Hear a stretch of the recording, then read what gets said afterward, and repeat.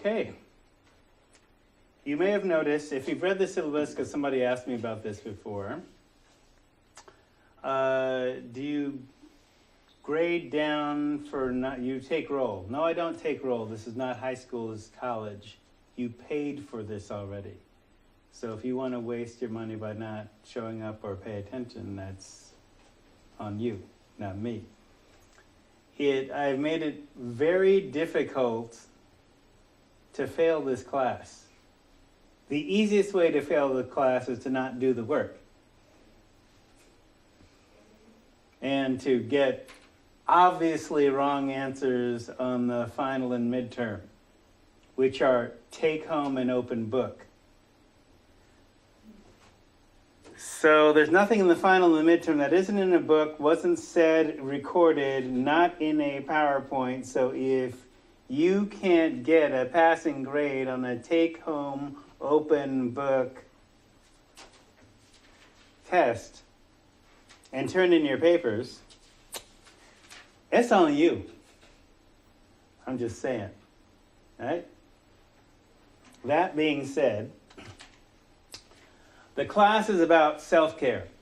And even though it's about intro to addictive behavior, I could teach you about, and you will be learning vicariously about addictive behavior, but rather than focus on the disease, it's easier. There is much more mileage to be gained in showing you how to be stronger than to focus on the addiction.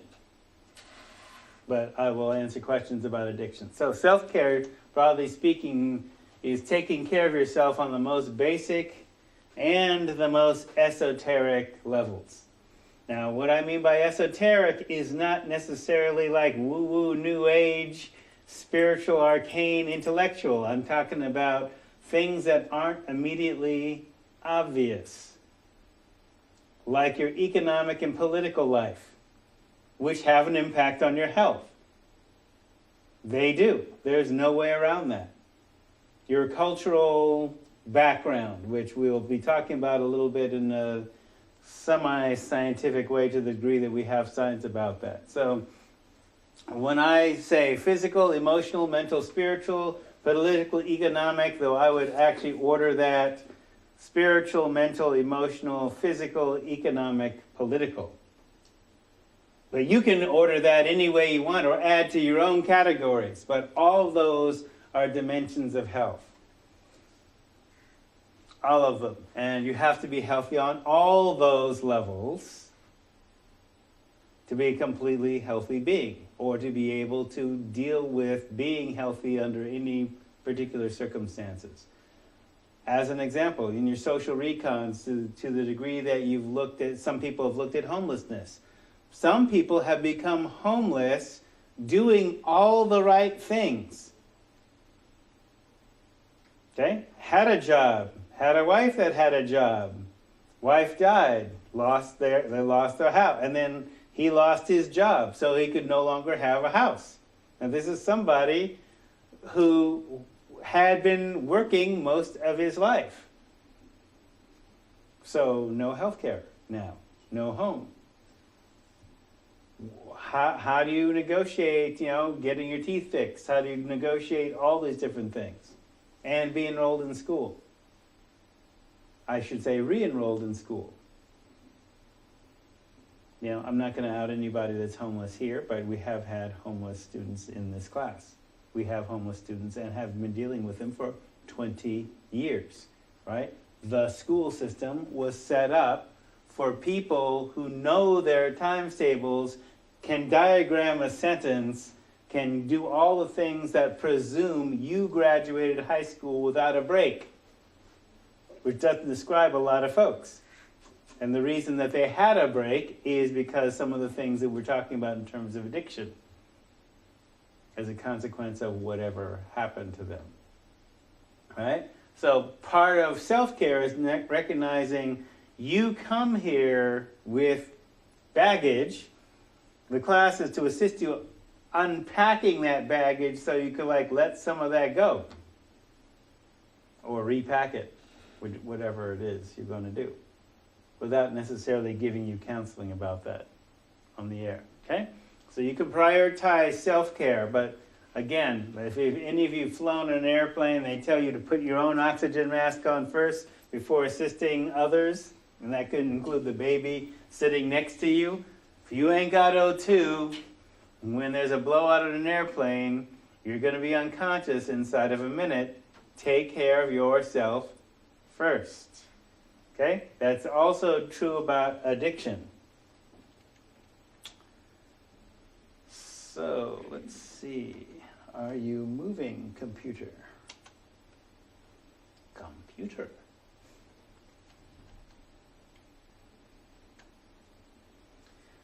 So I was having this conversation with my doctor kid sister.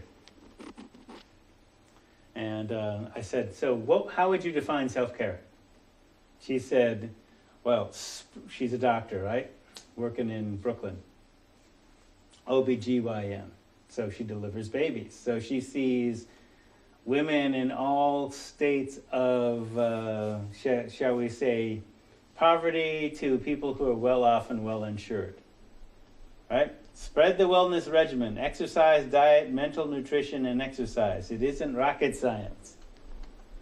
It is critical to implement these things in one's life as early as possible to thwart what may be a genetic predisposition to morbidity. Morbidity is medicalese for sickness and genetic predisposition. And there will be an article posted on Moodle after class which relates to a question somebody asked. So she says, imagine a day when the kid in the project says, Mom, I'm going running. Not dodging bullets, but getting my heart rate up. The exercise piece. Can I have an egg white on toast? Now, a little kid doesn't have to worry about their cholesterol yet, but you start these habits early. And we'll be talking about this also later on in the week and later on in the broadcast. Or that mom has free access to farm fresh food in her C-town.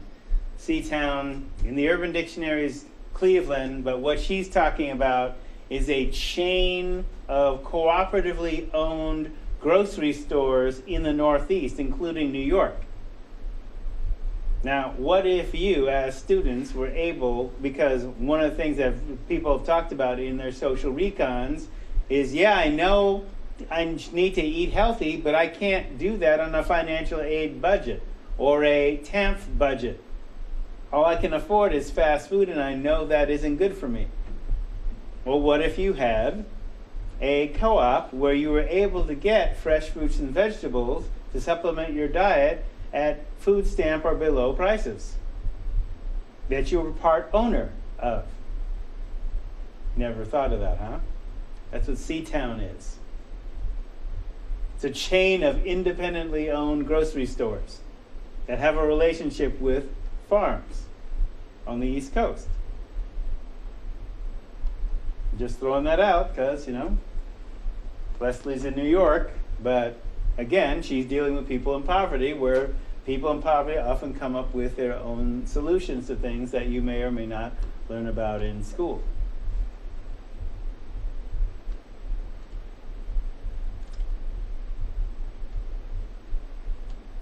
Computer is working slow today. What is that? Next.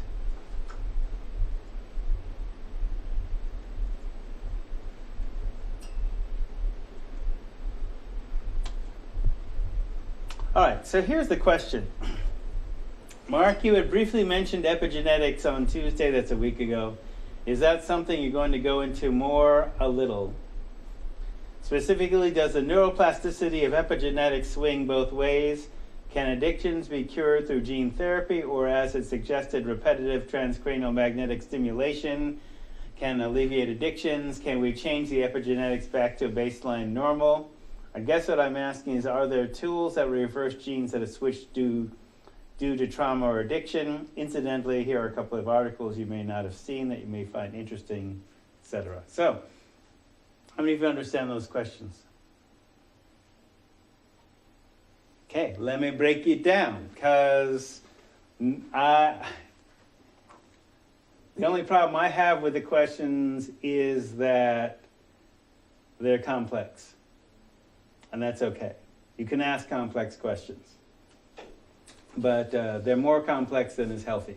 So, specifically, does the neuroplasticity of epigenetics swing both ways? So, what neuroplasticity is, it refers to the ability of the brain to rewire itself in response to change or damage. Okay? Now, we used to think, back in the old days, that you were born with a certain amount of brain cells, and once they were hardwired, and they didn't change. There was no growth after you stopped growing at 22. Like you can't teach an old dog new tricks. Turns out that's wrong. You can learn, but there are some habits that are hard to break. Particularly if there's damage. Like, so if I've said to you, meth is like doing brain cancer. Like previously, the only way that humans got, lead into their system, because lead directly destroys nerve tissue, as does sugar, which is why diabetes is such a factor. But lead previously got into people's systems by kids eating paint chips, people being around leaded gasoline, stuff like that, and then suffering nerve damage. Well, neuroplasticity refers to the ability of the brain to kind of grow back after damage or rewire itself. The plastic refers to being flexible and resilient, being able to bounce off, which is separate than epigenetics. So, can addictions be cured? And I'll define what epigenetics are shortly. Can addiction be cured through gene therapy as is suggested repetitive transcranial magnetic stimulations, or RTMS? What RTMS is wirelessly inducing a current into the brain, like they used to in the 50s and 60s, put wireless wire implants into the brains of rats to stimulate certain brain areas. Well, they've now learned how to do that same thing without wires, putting you in a giant kind of like a magnetic resonance chamber, except it induces a current in selected areas of your brain to attempt to stimulate, in this case, recovery or reduce cravings. Well, think about what that would take and why I would say, no, that's not a good idea. Because look at what happens. One, it's not a proven technology. It's actually kind of on the fringe. So they haven't actually been able to replicate it reliably. And anyway, if it did work consistently, it'd be rationed. Because it'd be spendy. Right? And not available to everyone. Like 24-hour detox. You don't want to do that. Doesn't work. Okay, what 24-hour detox is you're strung out on drugs, you fly to Florida to an expensive clinic, you pay $6 to $10 grand, they induce a coma so that you go through withdrawal in a coma. And then they bring you out of it with drugs. And boom, magically you are cured. You're not addicted anymore through the miracle of modern pharmacy. Here's the problem. Part of the reason that addiction, when you go through drug withdrawal, it actually should hurt. Not that that stops people from getting addicted again, but they are avoiding withdrawal. If you make withdrawal clean and painless and easy, you haven't cured the addict. You haven't even gone to the underlying problem. And Russian detox on the other way wouldn't end. Russian detox is where they handcuff you to a bed that is there's a metal bed, no mattress, handcuff you and just let you go through withdrawal for 3 days. No food or water. Doesn't kill you, you just wish you would die. That probably doesn't work either with addiction rates in Russia, like alcohol being over 50%. Okay, so we're in America. Let's try doing tried and true stuff. Can we change the epigenetics back to a baseline normal? I guess what I'm asking, are there tools that will reverse genes that switched on? Okay, you can change how you respond to how the genes express. Once you're aware of that, I would recommend against fancy technologies that put the onus of the responsibility outside of yourself. Okay? Frederick Douglass once said, it is easier to build strong children than to fix broken adults. Okay? Once the adults have been broken, they can put themselves back together, and that's an inside job. I favor that rather than relying on technology or drugs, which is not to say that I don't believe in drug therapy. Okay? I have to deal with people who, are on methadone, Suboxone, all kinds of psych meds, et cetera, et cetera. My basic thing, and you've heard me say this, pills are not skills. You got to teach people skills in addition to the pills, because the pills ain't teaching them that. So here's what I said about epigenetics. DNA is not just a physical molecule, but a set of energy relationships, as all quantum relationships are.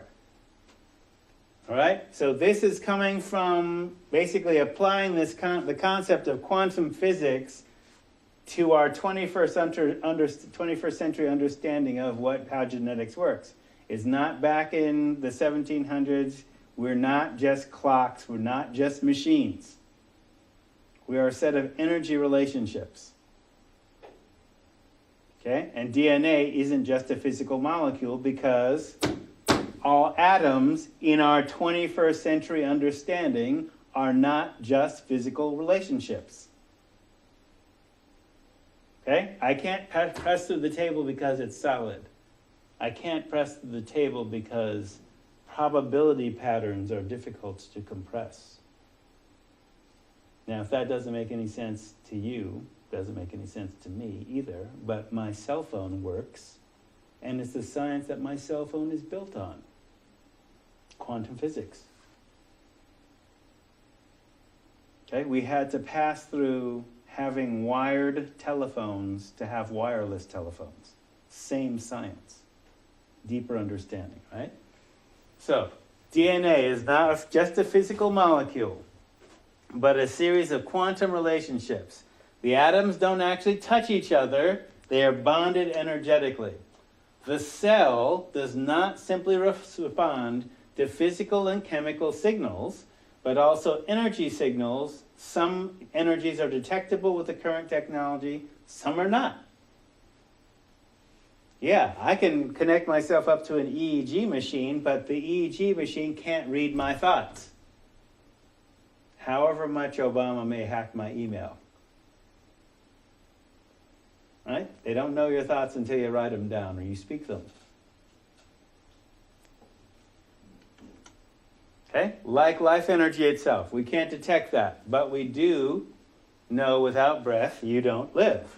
So to that degree, we can manipulate unseen energies ourselves internally. You can control your breath, and you can begin to learn to control how your mind works too. Okay? Control the breath, you control the mind and the body and the emotions.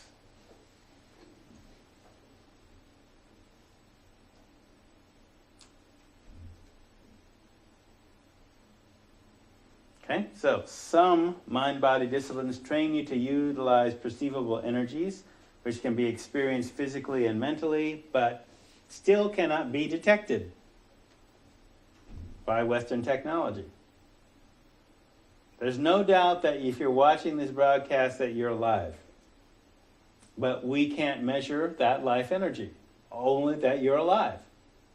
You can feel more alive by breathing deeply and paying attention to your breath and the other side effects that come along with doing that on a regular basis.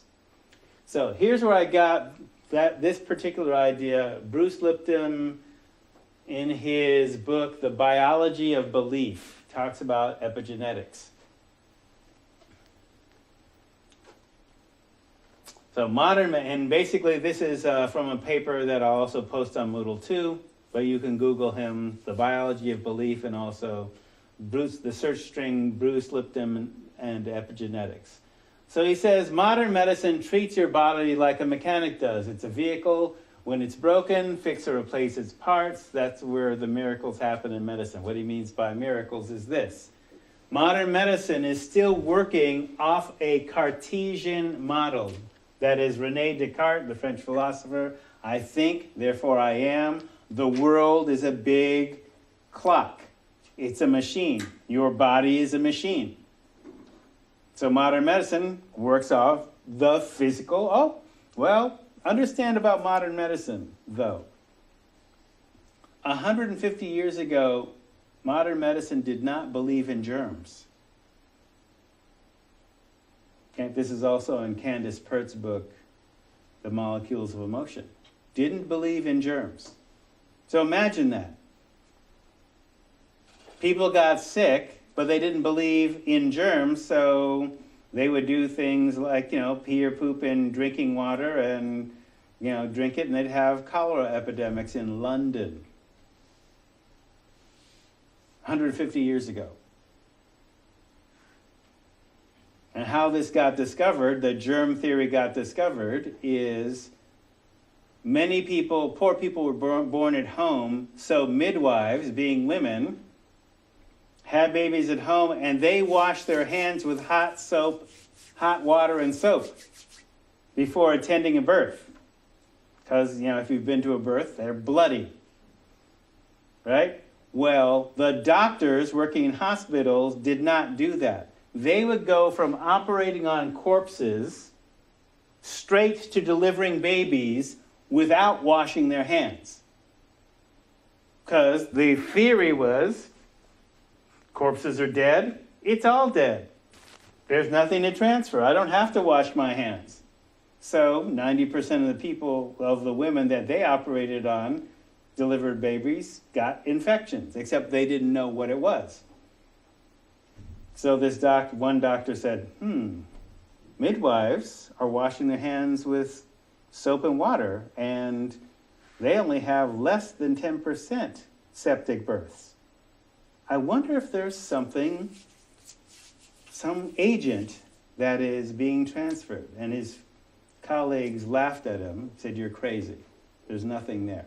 Even though they had microscopes for 400 years. So they could see their little bugs, bacteria, right? So he infected himself and died. Then they believed. Okay, so that's when you started having pasteurization. Louis Pasteur, boiling the water to kill the germs. Listerine, Joseph Lister. Mouthwash to kill the germs, right?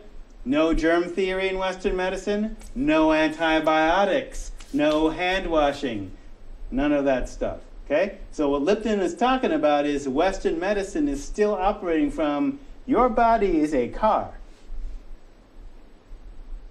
right? Something gets wrong, take this pill, we'll fix it. If your body part doesn't work, we'll just cut it out. The cut and pill method. Okay? Same thing with addiction. The idea is, you got sick by taking too many pills? Let's give you another pill to counter that pill. Don't worry about getting addicted to this pill. We got pills for that. Okay? That's the idea. Not necessarily so much holistic. Okay, so Lipton says, wait, this car has a driver that doesn't know how to drive their own body, and that's where the problem is coming from. Right? To use that analogy, the idea, right? Okay, yeah, your body is a vehicle, but there's somebody driving it that didn't read the instruction manual. Kind of like with our kids, right? So that's a link to Lipton's work about epigenetics. So epigenetics. This is the science. This is from another direction from Huffington Post, which will be on the website as well. One of the reasons I'm using this is because some of us, including, I shared this article with my sister, the doctor, because it was basically a public health reading on looking at disease in specific populations, particularly black people. Looking at, okay, what about poverty induces disease? I mean, you don't have to be black to be poor. You could have poor health habits in Marcola or South Eugene or wherever, right? So epigenetics is a science of how the external environment affects us at the molecular level by altering gene expression and function that can, in turn, be heritable.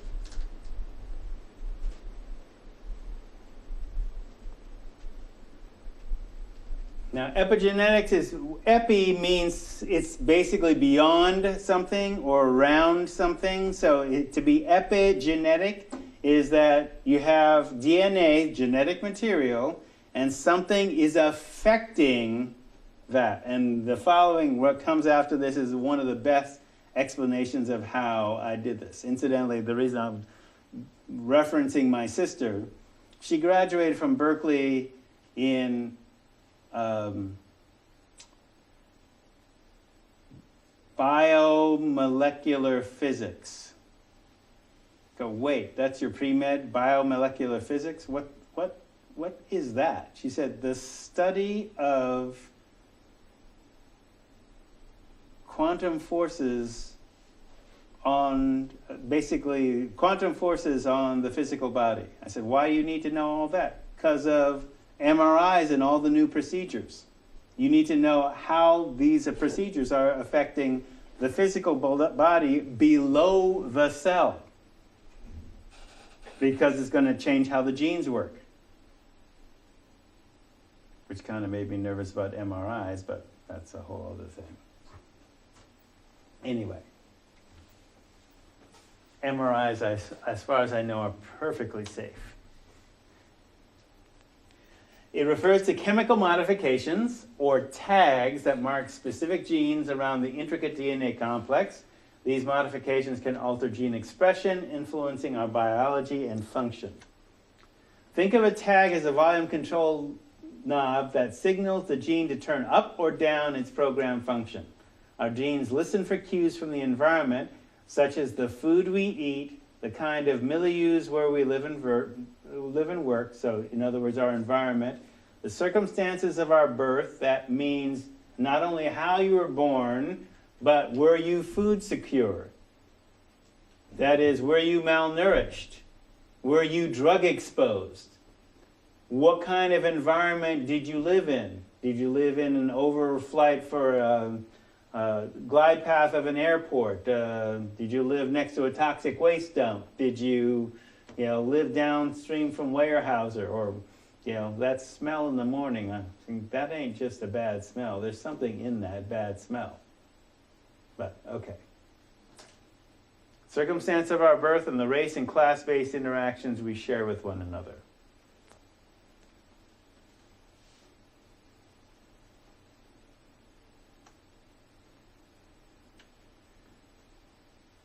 So part of, okay, so another direction.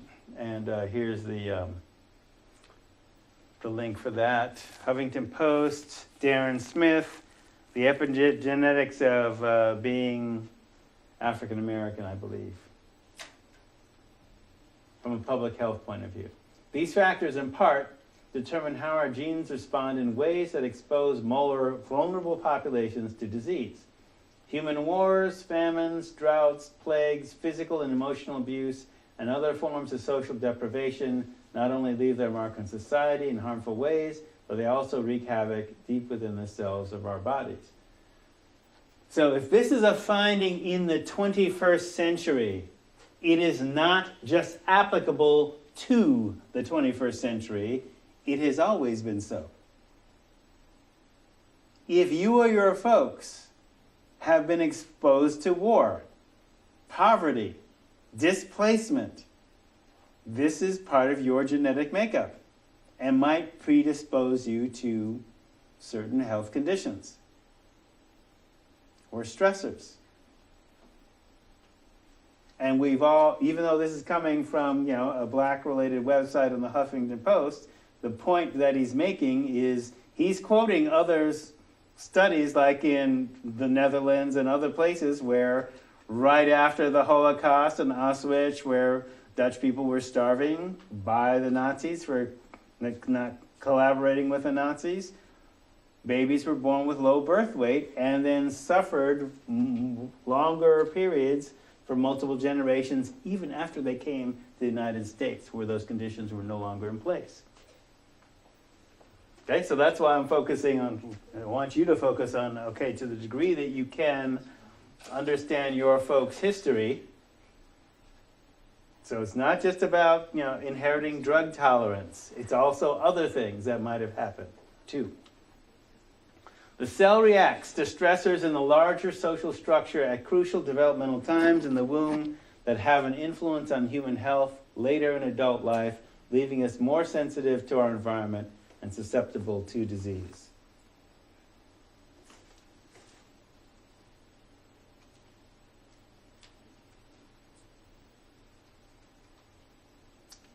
I bet if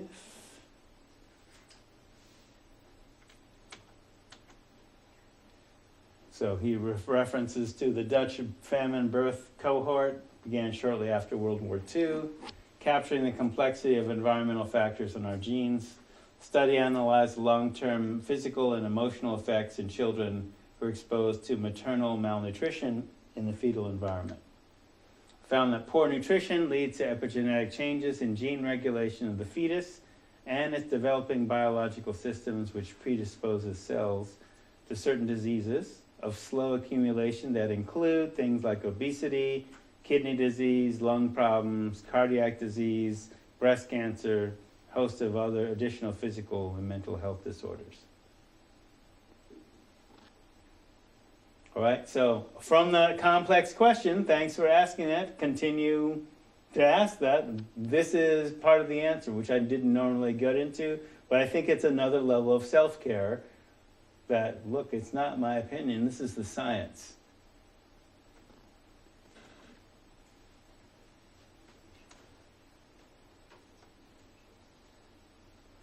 Okay, so in epidemiology and other closely related social science disciplines, it has been well established social class position is inversely linked to poor health. That is often, the poorer you are, the more likely you are to have poor health conditions as well. It's well known that health status follows a social gradient with class-based differences in disease frequencies that mirror society. Well-insured have better care, less insured do not. However, biological processes that regulate these functions can be epigenetically altered to increase the physiological stress response in the body at a rate higher and longer than what is normal. This in turn can influence the normal function of a cluster of differing cells that regulate blood pressure, kidney function, and cardiac function. So part of what this is implying is not that we're going to be genetically programmed by our ancestors to basically be predisposed to certain conditions and that there's no changing that. It's also saying that once we become aware of this, we can modify it.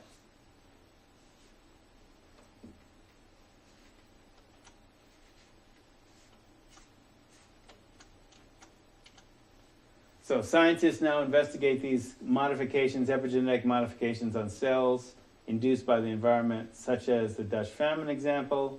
These changes can linger for a lifetime and can be potentially transmitted to offspring. We definitely know this with drug tolerance, proven with alcohol. It could be assumed with other drug substances as well as eating patterns, just like Ms. Myers, talked about in her poetic bit last week. So, health and disease are no longer purely infectious in nature, that is, a disease agent but instead social and environmental factors account for most chronic disease. It's a function of the dynamic interaction between our genes and the larger society, and epigenetics is providing some deeper understanding as to how our genes operate in these particular situations, to the degree that you can be scientifically literate and follow this kind of stuff, which I encourage you to do. But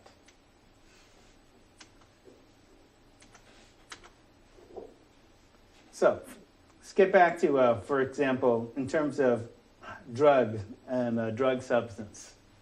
You haven't seen this yet, right? Okay, so in case this question shows up on a midterm or a final near you, the basic definition is a drug is a substance that changes the normal functioning of living tissue.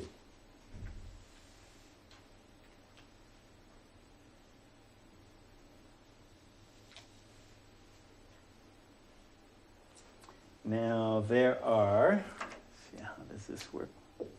Oh, not bad. Okay, so for example, this example is going to go into alcohol, but I would say that there used to be, when we were training drug counselors, we used to use this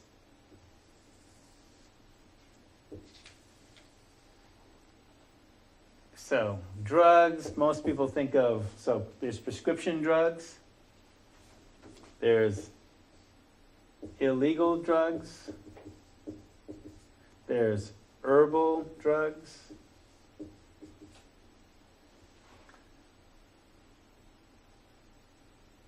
there's over-the-counter drugs, let's see, and commercial.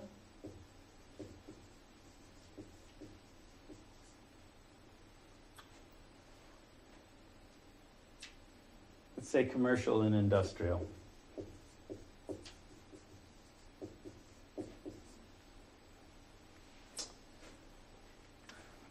So most of the attention that when we think about addictive behavior, people think immediately between prescription and illegal. But drugs enter our lives in a number of different ways.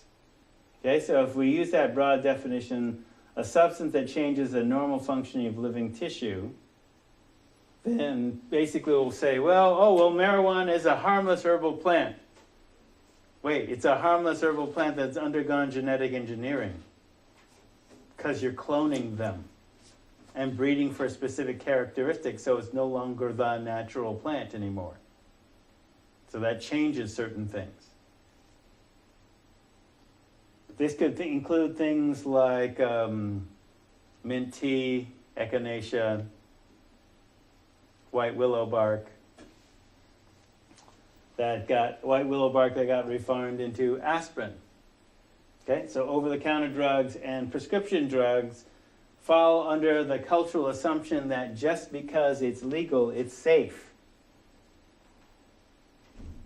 Which leads to the practice, for example, of farming, where you basically take a bunch of different pills and you figure, oh, well, they're legal. Doesn't matter what they are or what combination, and I can take them in any combination because they're safe.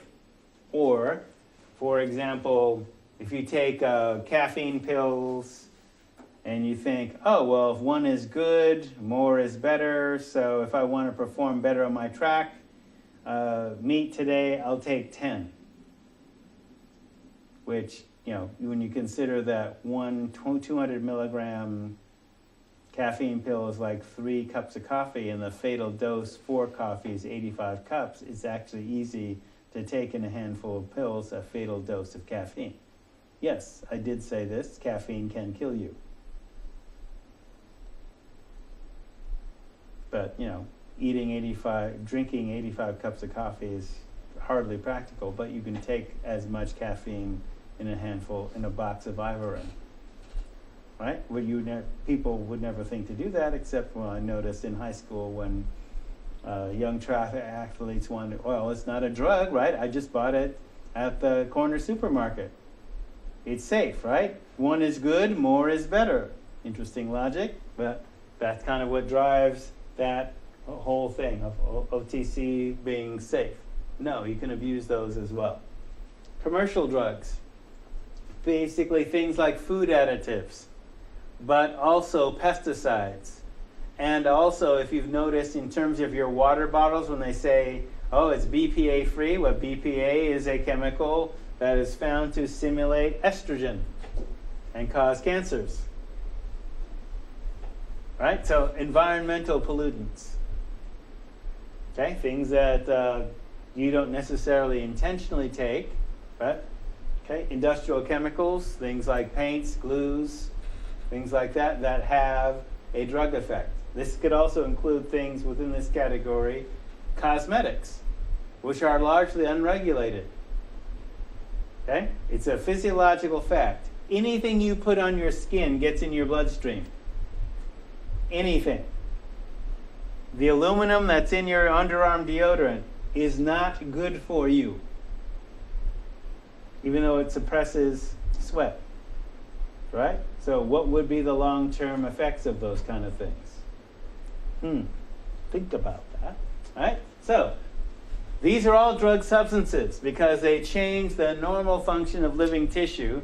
And this could also mean that in commercial and industrial, your food, apart from the sugar and the salt, MSG, apart from that, could be a drug that affects your mood, hence the food diary. Hate to be fanatical about that, but really, that's real. All right? So, if you want to think about drugs, so for example, in both prescription and illegal drugs, there's a concept called drug half-life. Within pharmaceuticals, there are 4 half-life periods. So, for example, THC, one of the active ingredients in marijuana, the half-life is 7 days, 4 half-life periods, 28 days to detox the last dose. Not teaching you how to beat a drug test. I'm just basically saying this is how essentially it works. Okay, alcohol is basically 1 dose per hour, 15-minute half-life, because it's essentially an inverted sugar. So in terms of drug interactions, the route of administration, there are basically 3. Enteral, this is the medical term, basically from the GI tract, gastrointestinal tract. From your mouth to your anus is one continuous tube. Okay? Designed, and most pharmaceuticals are designed to work in that particular environment. Hey, there's a reason we don't drink through our butts. The reason I mention this is because there are some people that have done this. And there's actually people, I actually got a email from public safety about people smoking alcohol. Right. I didn't read it, but, I believe people will do all kinds of crazy stuff. Basically, when you do, alcohol is basically oral administration. The reason it is because once you get it orally, it goes into the bloodstream and is filtered by the liver at a constant rate. If you bypass that, then what happens is there is more alcohol than you can handle, and it can kill you, as with a 5th of whiskey enema. Cable's amazing. 1,000 Ways to Die? Really? There's a show like that? Okay. The Darwin Files? Yeah. Okay, so parenteral, parenteral, skin, lungs, smoking, snorting, injecting. So all the ways outside of the GI tract. Okay, drugs chemically are acids or bases. Blood is basic, so that's why you inject certain drugs or inhale certain drugs because you want to get them into the bloodstream. And there's another reason why you take other drugs orally. Skin is acid, GI tract is acid. Hence, salicylic acid in an acid environment absorbs more quickly.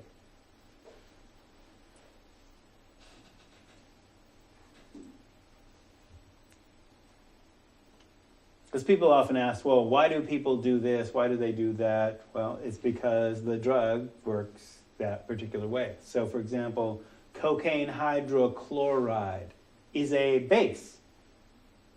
So if you're going to drink Coca-Cola, like in the Coca-Cola ad I showed you, right? Take a glass at 8 to keep the mind clear and active in 11. The way that works is that because it's a base in an acid environment, it's absorbed more slowly. So that drug effect is possible. Same thing with pot. Oral administration delivers 100% of the drug. You feel it longer, stronger in some ways than smoking.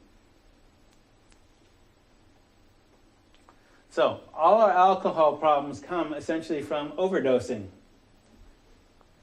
We seen this before? Don't think so. I checked. All right? So I'm just using it as an example in terms of, besides the previous discussion about epigenetics, all right? If you never developed a pharmacology, that is a study of drugs in your genetic culture, and they didn't teach you that, right? So on a bottle of aspirin, you know what the dose is, but on a bottle of booze or alcohol, you don't know what the dose is. Okay, that's the policy environment driven by economics. That's why I'm saying that's a dimension of health. You need to know how you're going to get played because somebody wants to make money about you being played. Right? So, all alcohol problems come from overdosing. All alcohol-related diseases come from habitually overdosing, binge drinking. Okay? If you eat a bottle of aspirin, we clearly see that as a suicide attempt, an intentional overdose. Why isn't drinking a case of beer seen as an intentional overdose and treated the same way? It's the same thing. Why is that considered normal?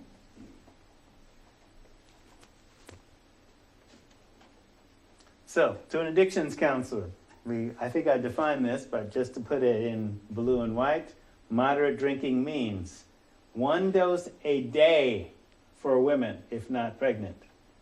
2 doses a day for men, pregnant or not. No.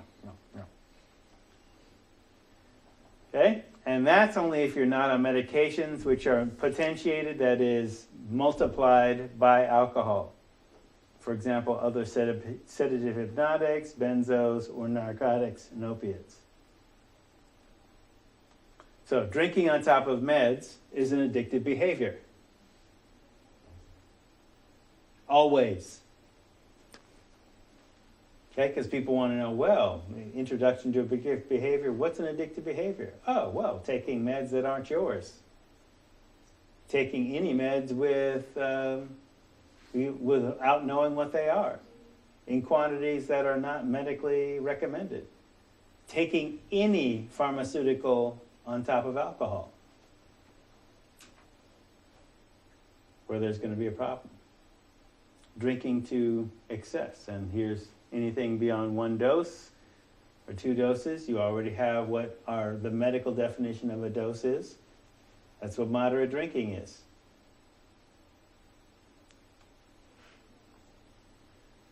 Binge drinking, we did define that, yes?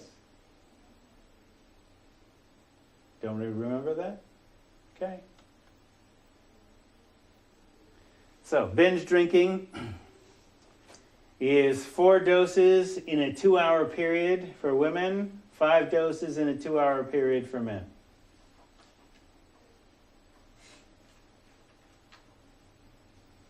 Okay, the term that the drug dealers, the alcohol industry uses Responsible drinking. So notice responsible drinking never has a number with it. Never, ever.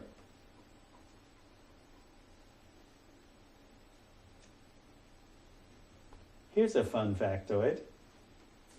If every human being in the United States between the ages of 8 and 80 only had 2 doses on Friday and 2 doses on Saturday, in other words, 4 doses a week, that's everybody between the ages of 8 and 80 in the United States, alcohol consumption would drop 40%.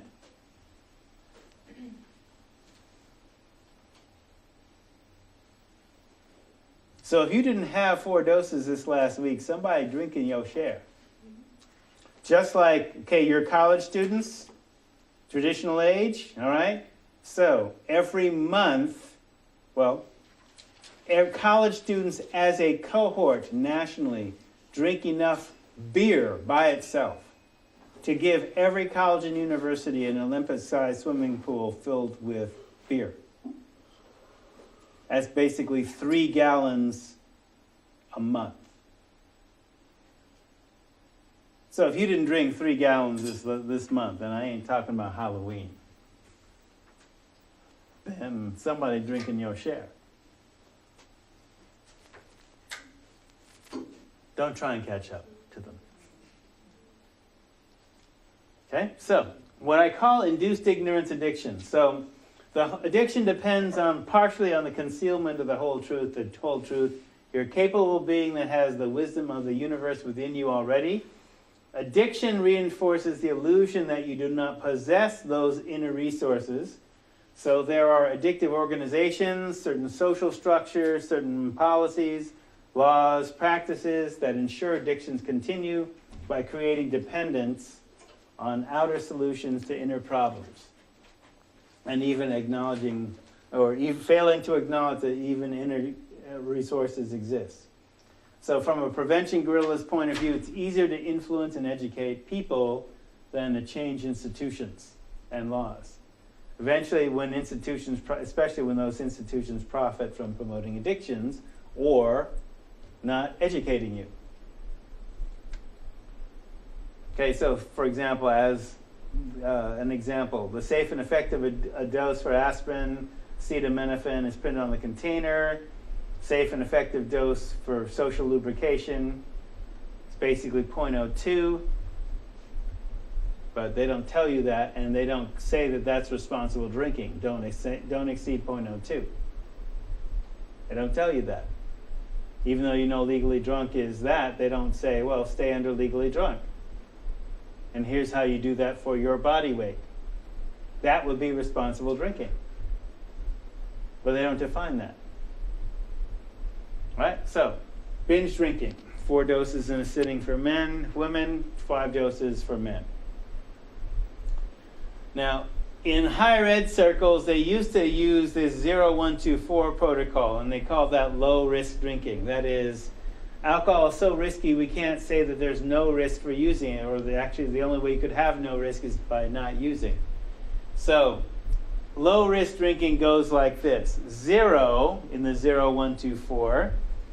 If you're younger than the legal age, and if you don't have family history of alcoholism, you're not pregnant, you have no mental or physical illnesses made worse by it, then if you have all those things, then no drinking.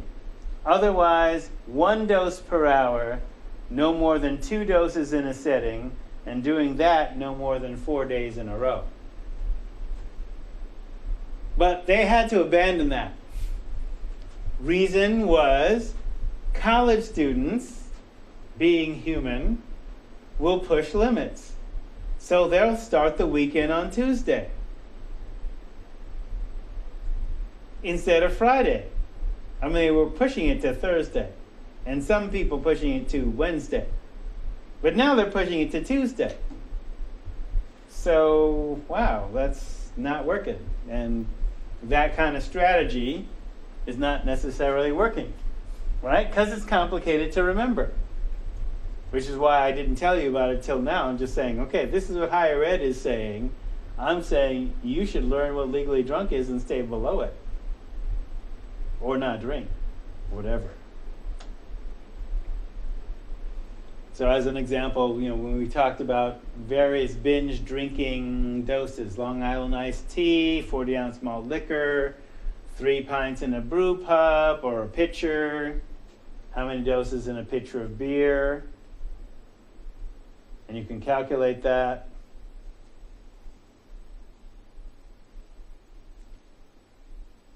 So this is just for alcohol, right? You could do that theoretically for other drug-taking behavior if you knew, for example, the purity.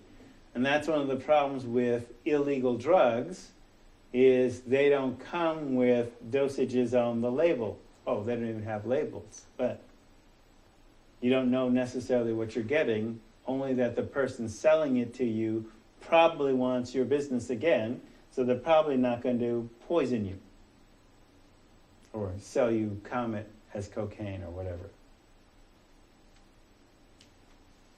So induce addiction with tobacco. Just start someone early and don't follow the indigenous rules. That is, the indigenous rules for tobacco are prayer only, don't inhale. Induce addiction with pharmaceuticals. Simply assume they're safe to use in any form and any combination. This is using one particular scenario with Jimi Hendrix. The popular scenario, which I don't believe personally is true, but people know the story, so I'm just going to use it as that. So pharmaceuticals, you simply assume they're safe to use, even though that you don't know what they are. Grind them up, snort them, smoke them, mix and match. Generally speaking, people who do that have been using other drugs in combination for a long time. Smoking pharmaceuticals is not something a beginner does. And the reason I brought this up is because somebody in their social recon talked about a person smoking OxyContins in her high school and overdosing. And that the high school didn't want to have a service for her because they considered that a suicide. That pissed her off. I'm going, okay, sorry for your friend, but smoking oxys is an addictive behavior. It is. And it's not something you do as the first thing. You'd smoke pot first before you'd smoke oxys. Unless you believe that oxys are somehow safe because they're a pharmaceutical, which the belief is out there, but you would agree that, is your friend that dumb? Because that's dumb to think that. You know what oxys are. She knew what oxys were. So smoking them, not what they were designed to do. An addictive behavior. Sorry about your friend, but facts are facts. Right? So, just saying, at the level that you're at, these are common experiences. How many of you know people who've smoked oxys? They reformulated oxys to stop you from doing that, but some of the old ones could still be found on the market. Right? So, generally speaking, it's a familiar pattern. The brain's a pattern recognizing and pattern making device, so we can recognize addictive behavior. So a note about the writing. Okay, so you're in college. Spelling. Write is not a word unless you are referring to a ceremony. Write or write are words.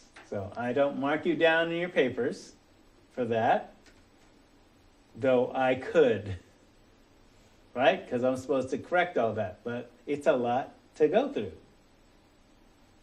So cigarette companies, for example, light cigarettes had to be changed because they're not light or light in carcinogens any more than Bud Light is like an alcohol. So beware of marketing strategies. They trick you into buying a healthier brand when it actually isn't healthier and actually is more addicting. Particularly light cigarettes and certainly light beer.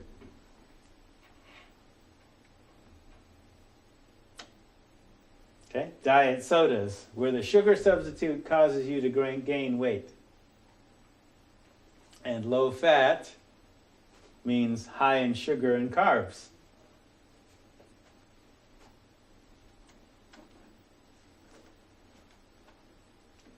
So, to diet. Dr. Dharma, you don't know who that is, but that actually is his name. He's a doctor, a yoga teacher, has a line of supplements. And one of the things he talks about is, this is from a newsletter that he sends out, a daily newsletter. Quality of life starts with health. Put health first and make it your lifestyle. Your body, mind, and spirit will thank you. So number one, eat right. And what eat right means, have your diet consist mostly of plant-based foods such as fresh fruits, nuts, seeds, and vegetables. Okay, the feds basically say, have your, 4, 5, 8 portions of something, fresh food or vegetable a day. Limit or avoid empty calories such as sugar and fats. Exercise basically must sweat every day, at least 20 minutes of that. Supplement your diet, since he's a big supplement guy, and that's what his thing is. Of course, supplement your diet, especially if you aren't getting the nutrients you need from fresh fruits and vegetables. And then meditate. He's a yoga teacher, so meditation there's an old saying, you should sit in meditation for 20 minutes a day. Unless you're too busy, then you should sit for an hour. Okay, half an hour. But do your 20 minutes, or 12. 5, laugh. Lastly, maybe you should laugh every day. So, a balanced diet. The reason I had you look at food mood is one of the first things to fail in addictions is a healthy diet, to the degree that people even know what a healthy diet is or how that is defined. And who is doing the defining under what influence.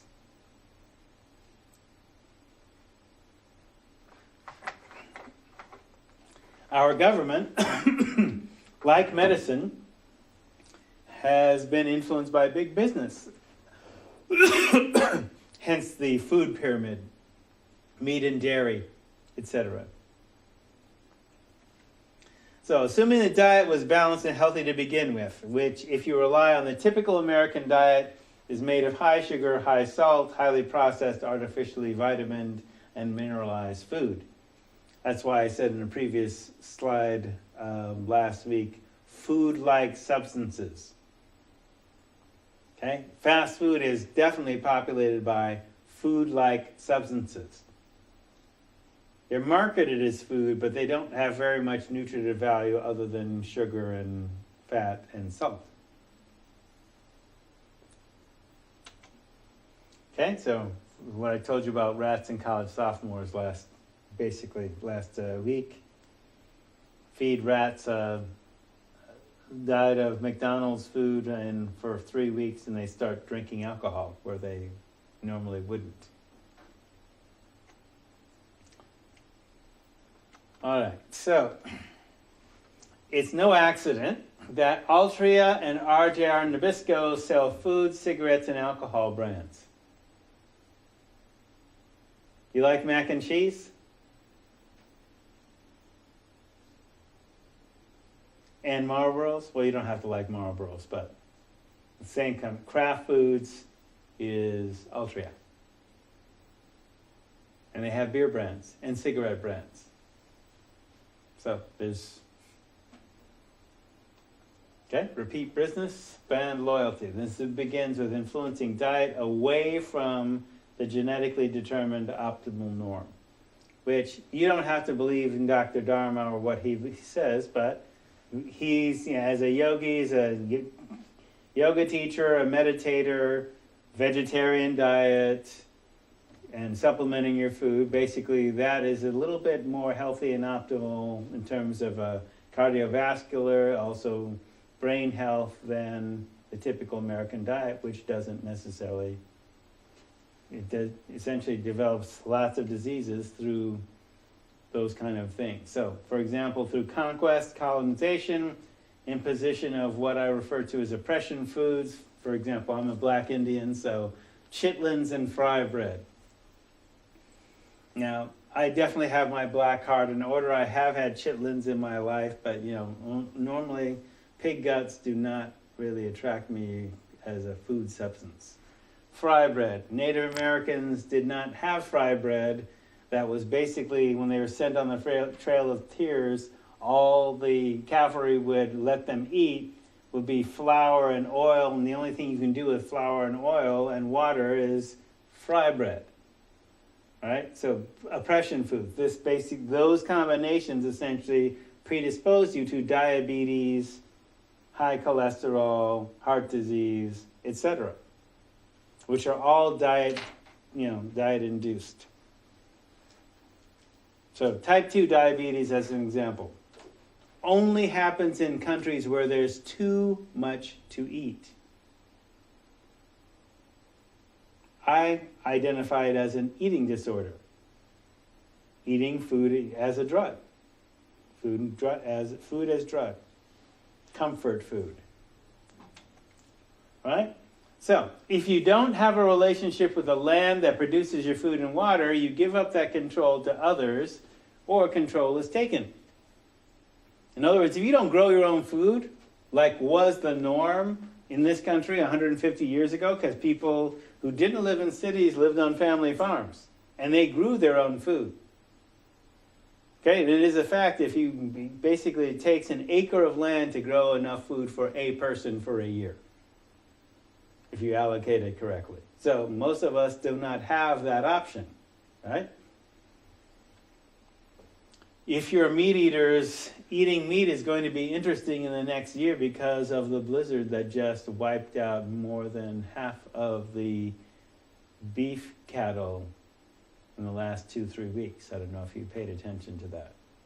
But it's October, they just had 80-degree weather, and then all of a sudden, whiteout conditions in a blizzard for more than a week, basically freezing cattle to death before they could grow their winter coats, while the government was having their little stoppage. Right? So no rescue. So people having to, hundreds, if not thousands of heads of cattle. Gone. Right? So what's going to happen with the beef prices next year, or even this year, right? So if you relied on the American meat supply, is going to go up. Plus the other things I'm not even going to get into with climate change. But the idea is we don't necessarily control our access to food. Okay? About an acre of land per person to feed a person for a year. At our level of civilization, civilized complexity and interdependence, some kind of self-sufficiency is difficult. Because if you don't live on a piece of land with an acre, you can't grow your own food. So you're depending on food being trucked in. So this, in terms of looking at, the food mood exercise is really for you to begin to look at your relationship with food, and assuming that food is not an issue for you, but if you are not food secure, have you heard that term? Food security? Relatively new concept. At least I started hearing in the last decade. If you're food secure, it means 1, you know where your next meal is coming from, and 2, you can plan meals up to a week in advance. Or 3, go acquire whatever you need, whatever you want. Now, here we are in America where lots of people, I tell my granddaughter, eat your noodles because people are starving in Morcola. And when I was when I was her age, they said, people are starving in China. And you better not say, well, send it to them. I'm not eating my liver and onions. Yeah. Anyway, food security.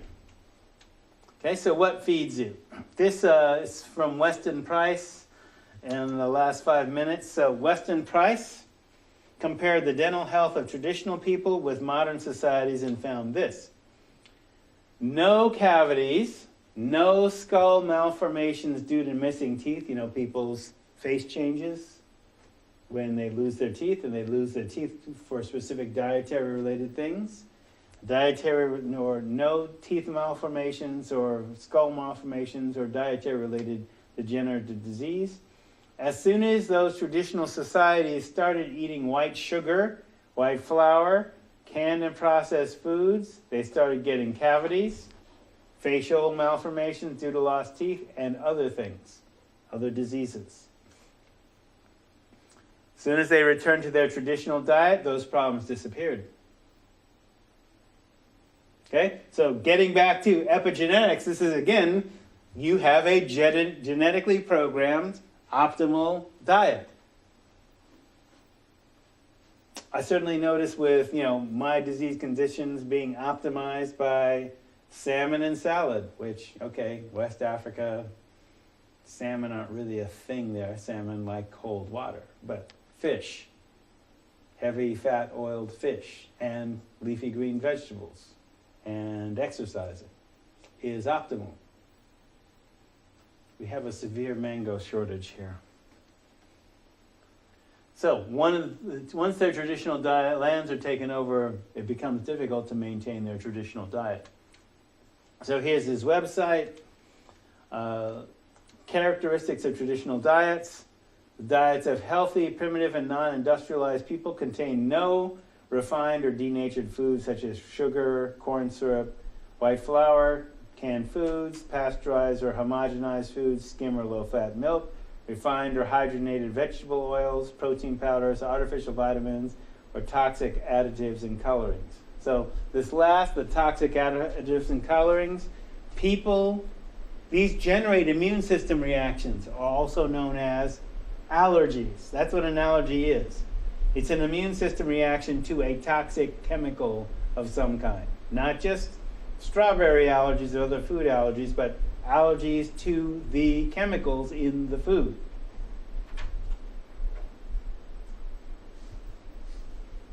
Right? So traditional diets don't have any of that stuff that we've come to rely on. 2, all traditional cultures consume some sort of animal protein and fat from fish and other seafood, water and land fowl, land animals, eggs, milk and milk products, reptiles, and insects. I don't know if rattlesnake tastes like chicken, but hey. And primitive diets contain at least 4 times the calcium and other minerals and 10 times the fat-soluble vitamins from animal fats, and as the average American diet. So we'll leave it here. This will be up later this afternoon, and I will see you Thursday, where you will turn in your food mood diaries. Till then, go in peace.